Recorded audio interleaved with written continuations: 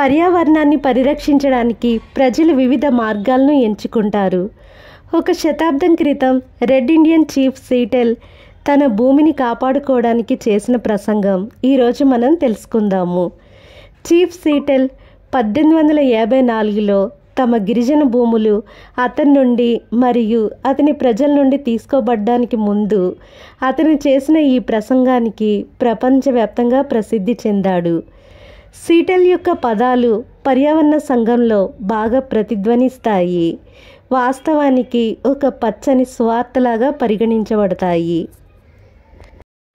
ఆకాశాన్ని, భూమి యొక్క వెచ్చదనాన్ని మీరు ఎలా కొనగలరు లేదా ఎలా అమ్మగలరు? ఈ ఆలోచన మాకు చాలా వింతగా, కొత్తగా అనిపిస్తుంది. గాలి యొక్క తాజాదనం మరియు నీటి మెరుపు ఏదైతే మా సొంతం కాదో అది మీరు మా నుంచి ఎలా కొనుగోలు చేస్తారు? భూమి యొక్క ప్రతి భాగం నా ప్రజలకు చాలా పవిత్రమైనది. ప్రతి మెరుస్తున్న పైన్ చెట్టు యొక్క ముళ్ళు, ఇసుక తీరం, చీకటి అడవుల్లో పొగమంచు, స్పష్టమైన హమ్మింగ్ కీటకాలు నా ప్రజల జ్ఞాపకం మరియు అనుభవంలో చాలా పవిత్రమైనవి. చెట్ల గుండా ప్రవహించే జిగురు రసం నా ప్రజల జ్ఞాపక శక్తిని, అనుభవాన్ని కలిగి ఉంది. చెట్ల గుండా ప్రవహించే జిగురు రసం రెడ్ మైన్ జ్ఞాపకాలను మోసుకుని వెళ్తుంది. మనం భూమిలో ఒక భాగం మరియు భూమి మనలో ఒక భాగం. సుగంధాన్ని వెదజల్లే పరిమళించిన పూలు మా అక్క చెల్లెళ్ళు. జింక, గుర్రం, డేగ ఇవి మా సోదరులు. రాతి శిఖరాలు, పచ్చిక బయళ్లలో రసాలు, చిన్న గుర్రం పిల్ల యొక్క శరీర వేడి, మనిషి అన్నీ ఒకే కుటుంబానికి చెందినవి. కాబట్టి వాషింగ్టన్లోని గ్రేట్ చీఫ్ మా భూమిని కొనుగోలు చేస్తానని సందేశం పంపినప్పుడు అతను మమ్మల్ని చాలా ఎక్కువగా అడిగినట్టు మాకు అనిపించింది. గ్రేట్ వైట్ చీఫ్ కబురు పంపారు. ఆయన మాకు ఒక స్థలాన్ని రిజర్వ్ చేస్తానని, తద్వారా మేము హాయిగా జీవించవచ్చని తెలిపారు. గ్రేట్ చీఫ్ మాకు తండ్రి అవుతారు. మేము ఆయన పిల్లలుగా ఉంటాము. కాబట్టి భూమిని కొనుగోలు చేయడానికి మీ ప్రతిపాదనను మేము పరిశీలిస్తాము.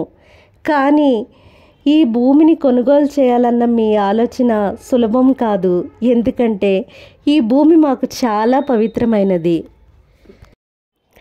నదులు మరియు వాగుల్లో ప్రవహించే నీరు కేవలం నీరు మాత్రమే కాదు, అది మా పూర్వీకుల రక్తం. మేము మీకు భూమిని అమ్మితే అది మా పూర్వీకుల పవిత్ర రక్తమని మీరు గుర్తుంచుకోవాలి. మేము మీకు భూమిని అమ్మితే అది పవిత్రమైనదని మీరు గుర్తుంచుకోవాలి మరియు అది పవిత్రమైందని మీరు మీ పిల్లలకు నేర్పించాలి. సరస్సులోని స్వచ్ఛమైన నీటిలో ఆత్మ ప్రతిబింబం నా ప్రజల జీవితంలోని సంఘటనలు చెబుతుంది. నీటి యొక్క శబ్దాలు మా తాత ముత్తాత గారి స్వరాలు. సోదరుల వంటి నదులు మా దాహార్తిని తీరుస్తాయి. నదులు మా పడవలను మోసుకెళ్ళి మా పిల్లలకు ఆహారం ఇస్తాయి. మేము మీకు మా భూమిని అమ్మితే నదులు మా సోదరులని, మీ సోదరులు అని మీ పిల్లలకు నేర్పించడం గుర్తుంచుకోవాలి. ఇక నుండి మీరు నా సోదరుడికి ఇచ్చే గౌరవాన్ని, దయను నదులకు ఇవ్వాలి. రెడ్ మ్యాన్కి గాలి చాలా విలువైనది. ఎందుకంటే అన్ని జీవులు ఒకే శ్వాసను పంచుకుంటాయి.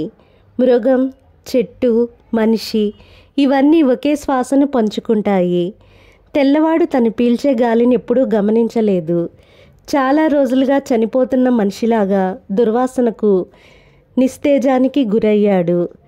కానీ మేము మీకు మా భూమిని అమ్మితే గాలి మాకు చాలా విలువైనదని, గాలి తన ఆత్మను అది మద్దతు ఇచ్చే అన్ని జీవితాలతో పంచుకుంటుంది అని మీరు గుర్తుంచుకోవాలి.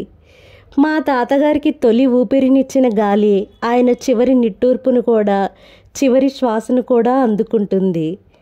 మరియు మేము మీకు మా భూమిని అమ్మితే మీరు దానిని వేరుగా, పవిత్రంగా ఉంచాలి.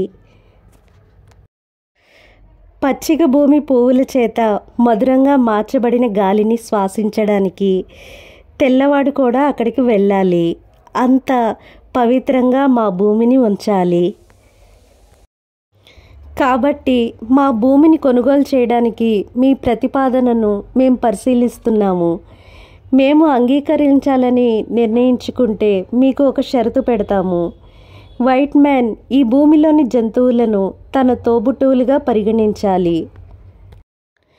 నేను అనాగరికుడనే, నాకు వేరే ఏ దారియో తెలియదు.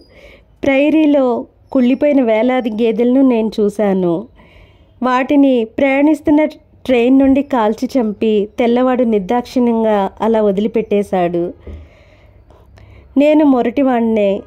బ్రతకడం కోసం పొగబండి అయిన ఒక ట్రైను ప్రాణమున్న ఒక గేదె కంటే ఎలా విలువైనది, ప్రాముఖ్యత కలిగినదో నాకైతే అర్థం కాలేదు. మృగాలు లేని మనిషి ఏమిటి? మృగాలన్నీ చనిపోయి అంతరించిపోయినట్లయితే మనిషి కూడా అంతరించిపోతాడు. ఎందుకంటే మృగాలు మనిషి ఒకదానితో ఒకటి అనుసంధానించబడ్డాయి. మీ పిల్లలకు వారి పాదాల కింద ఉన్న భూమి, మా తాత ముత్తాతల చితాభస్మం, బూడిద అని నేర్పించండి. తద్వారా వారు భూమిని గౌరవిస్తారు.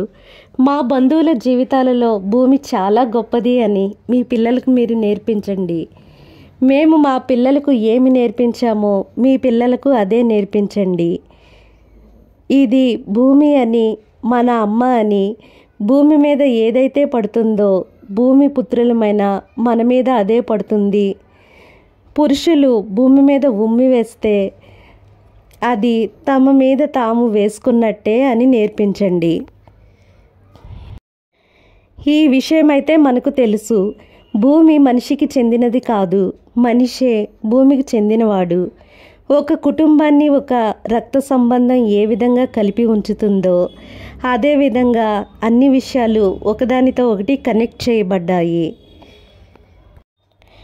మనిషి జీవితపు వలయాన్ని నేయలేదు. అతను కేవలం దానిలో ఒక దారం మాత్రమే.